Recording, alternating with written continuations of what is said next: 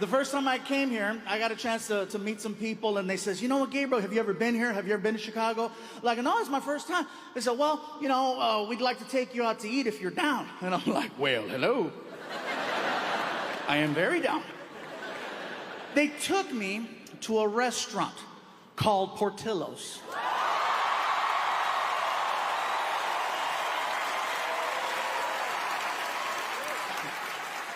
You heard of it? So we get there, and it was very, very good. The hot dogs were delicious. I had a chicken chop salad. It was amazing. Had a beef dip, really, really good. But it wasn't until the meal was almost over that these new friends of mine said, we'd like for you to try something you might not have ever had before. And I'm like, that's not likely. I said, well, what is it you want me to try? And they said, well, they sell a thing here at Portillo's called a chocolate cake shake.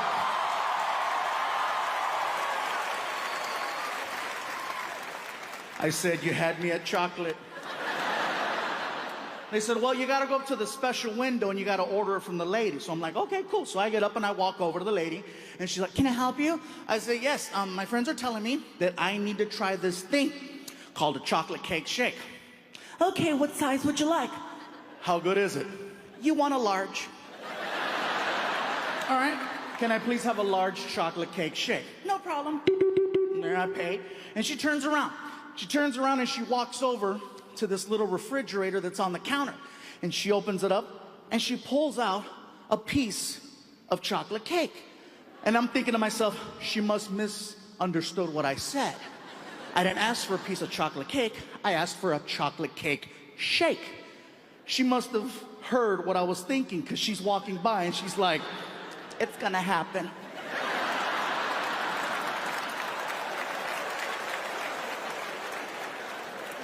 She walks over to the blender, she takes the freaking lid off, and she just looks at me and does this. And I was like, no. And she's like, oh yeah. She pours it and she hands me this like 44-ounce chocolate shake, which is way more than anybody should be drinking. The straw was so thick you could almost fit your thumb in it, okay? So I grab the shake and I begin to attempt to drink it. So I'm just, and I can see the shake coming out.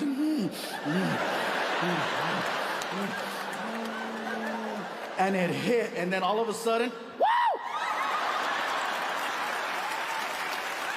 Hell, you guys even have taco trucks. Now, for anyone wondering about taco trucks, let me just let you know right now, that is real good Mexican food. I don't want you being concerned, like, no, there's wheels under that restaurant. Well, sometimes we don't have a permit, okay? So, but it doesn't mean the food is not good. For me to know that I'm gonna have a good experience at a taco truck, I always research, I look to see who's running the truck. For me to know that I'm gonna have a good time, I wanna make sure that it's an all-female crew. Not to sound sexist, it's just that when it's all women running the truck, they make me feel good about myself. They make me feel special. When I walk up at 1 o'clock in the morning and I have a buzz, they make me feel good. Hello? They come to the window. Hola, mi gordito, ¿cómo estás? ¿Cómo está ese gordito, chulito, este gordito? ¡Qué bonito! A ver, ojitos, ojitos, ojitos. I feel like a kid. I'm like, can I have a taco? Whatever you want me to get, I'll get it for you. Now see, when it's an all-Mexican male crew running the truck, it's late, they're tired, they're bitter. Customer service isn't our strongest point at 1 o'clock in the morning. And then you gotta deal with a drunk knucklehead like me. Hello? And they come to the window. ¿Qué chingados quieres, pinche gordo? What you want? What you want? Hey, what's up, bro? Can I have a taco? Okay, what else? That's it.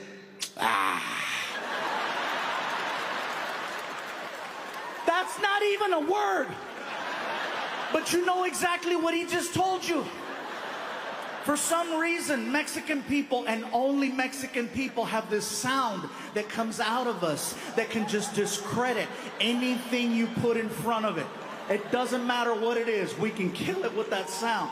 I just graduated from college, top of my class.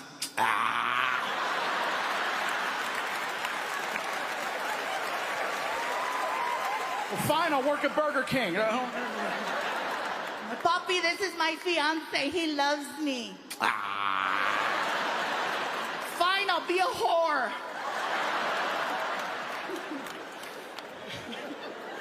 And speaking of whores, let me tell you where they put us up at. That's a bad segue.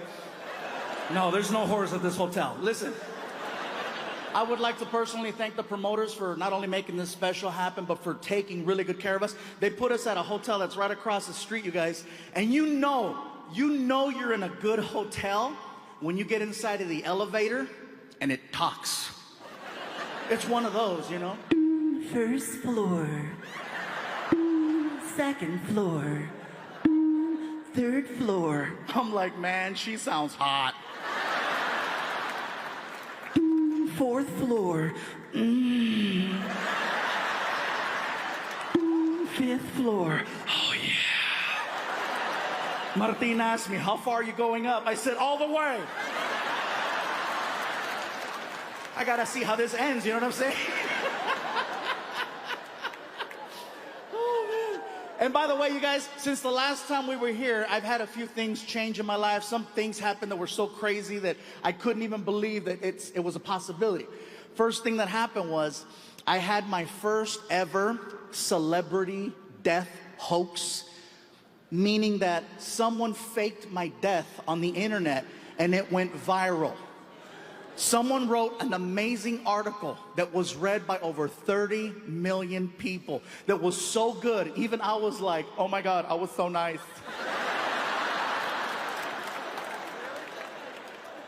TMZ reported it for 30 minutes until they called my publicist and confirmed that I was still alive.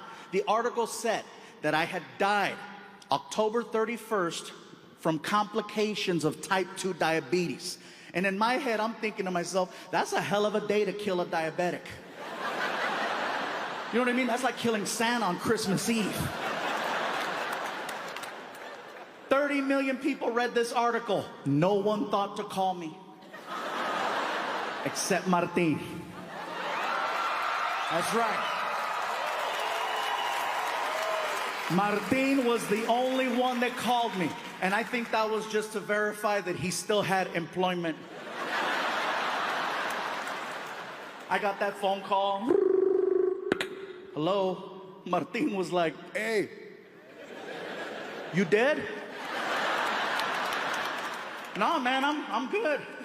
I figured you would have texted me. And I would have, because that's the kind of friend I am, you know? I even asked my son Frankie, I said, Frankie, did you hear I died? That's what they meant. I go, what do you mean that's what they meant? Well, my friends were asking if you were okay. I go, what'd you tell them? I hadn't seen you. So, well, apparently I died. Welcome back.